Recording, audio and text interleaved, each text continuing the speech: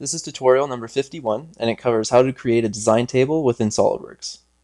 To start off, let's open up a file. Let's click File, click Open, and in the DS2 Group 12 file, click part number 5.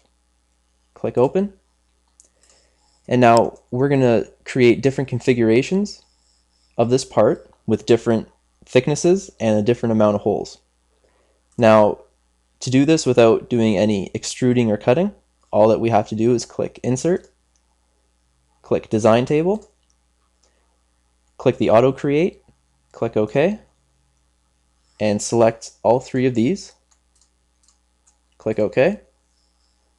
And now for the default setting, which is this, it shows how thick it is, how wide it is from each hole, and how many holes are in it. So let's make 3 other settings, and we'll call them 1, 2, and 3.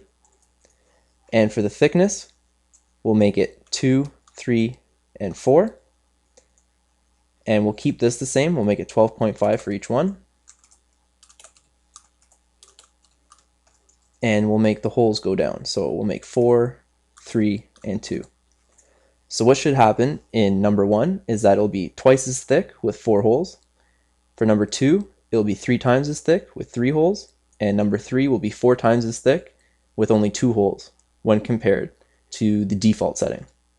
So to create these configurations, all we have to do is click outside the box now. So let's click outside,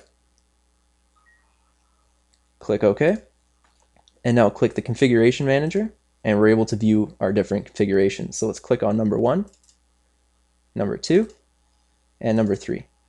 And you can see how they change.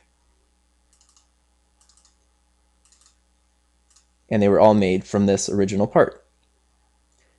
And that concludes our tutorial on how to use a design table within SOLIDWORks.